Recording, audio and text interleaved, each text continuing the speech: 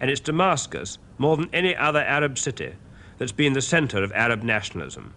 It's got a history of bitter struggles against Turks and French.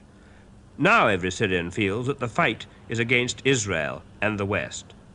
The man in the street believes that recently the Americans plotted to overthrow their government, and the evidence is strong. In the cafes, politics are made. Syrians are certain that the West won't help them and that Russia is their friend. Does that mean that the Syrians themselves are becoming communists?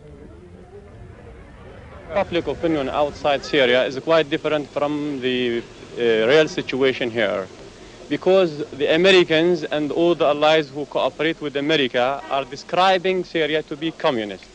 But they are quite mistaken because of many reasons. First of all, Syria is known to be an Islamic country. And we have many capitalists here, and they never think of communism at all. And they attack communism wherever they find it. And they are now being led by the symbol leader, Abdel Nasser, who has never been, charged with communism at all. Our policy is not different from that of Abdel Nasser. Is anybody here a communist? Are you a communist? No, I am a capitalist. You're a capitalist. So do I. Are you a communist? No, but capitalist. Do you think that do you think that Syria is in danger of going communist? No, I don't think so. In the prosperous quarter of Damascus, I spoke to 3 rich businessmen whose riches would be gone if communism came. Like everyone else in Syria, they're obsessed with fear of Israel. If you remove the danger of Israel, we might have time to think about the danger of becoming communist. I myself am called a millionaire, but I prefer 100 times to become a communist and not to leave the Jews take my land and take my home and to throw me as a refugee to the desert the way they have thrown our brothers from Palestine. If you answer to a question that I will ask, are you going to attack us again? You mean attack anybody in the Arab world? Any of the Arab world, exactly. But don't you feel that perhaps Syria may have taken at least a partial first step towards becoming a satellite country by this recent economic agreement? Oh, good heavens, no. No satellites, we cannot become a satellite. We have fought our way to independence through a lot of suffering, and we're not going just to give it away like that for nothing. Which way did you vote at the last election? Well, among those for whom I have voted is Khalid Bugdash, a communist member of the parliament. You're a millionaire. Why did you do that? Exactly because I am a millionaire, I have voted for him, because I am accused here to be pro-West. And all my good friends, they are from the Western countries. So many times we explained to them our situation. So many times we tried to correct their mistakes, and they never understood us. So we thought that we put a member in the parliament in order that his voice will reach them, and this will be an advertisement to them.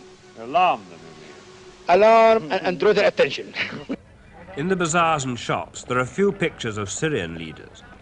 It's Nasser everywhere. What do you think about Colonel Nasser? Colonel Nasser? Yes. Is a great man for all the Arabs. What do you think about him? He is a good leader. He is a good leader for Arab states.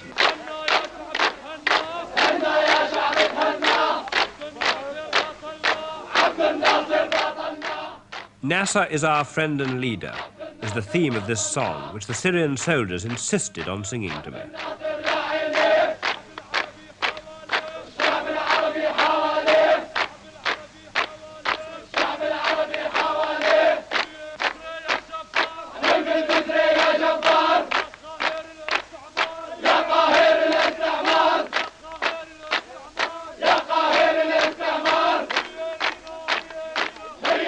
The Syrians have bought a lot of modern arms from Russia.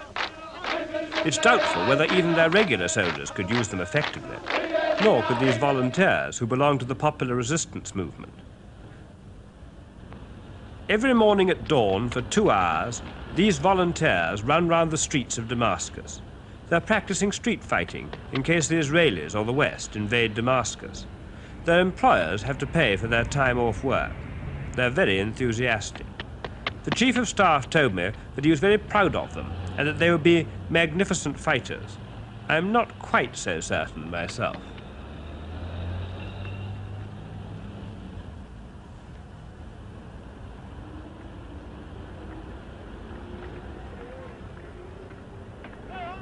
General Bisri, how many pro-communist officers do you think there are in the Syrian army? There are very few pro-communist officers in the army, and most of them are in the reserve. The army is dominant in Syria. It's not true that they don't interfere in politics. They've changed the government several times by force since the war. But this showroom was about the only sign of the Russians that I could find in the Damascus streets. Yaz, Gaz, Maz are all Russian makes of car.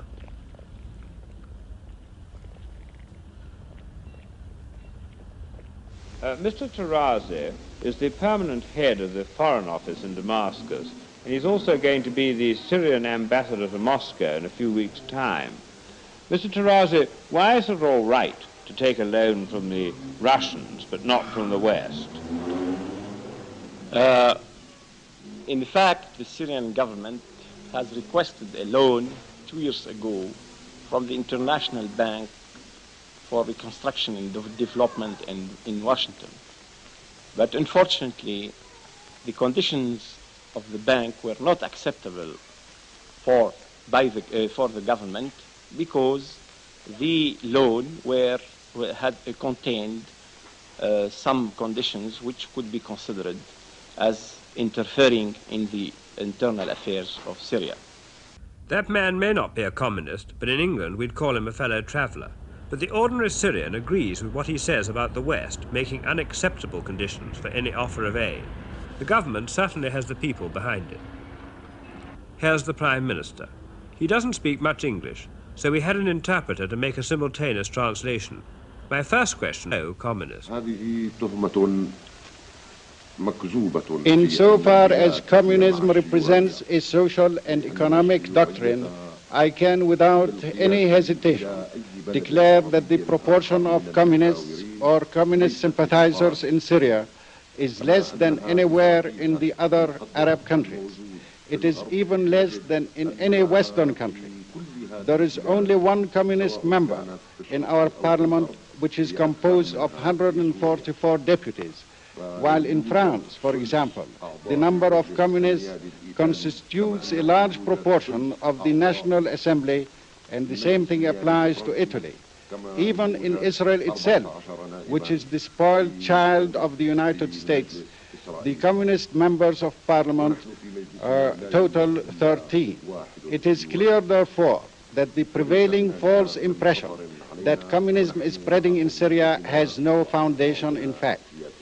But how are you going to deal with the danger that you may get more Russian technicians here than you really want as a result of this economic agreement? I do not understand this fuss about Soviet technicians, nor the campaign directed against us. First, it has been said, we have become communists. This is not true. Again, it has been said that we have become satellites of Soviet Russia. This also is not true. Our relations with the Soviet Union have been deliberately misconstrued and distorted.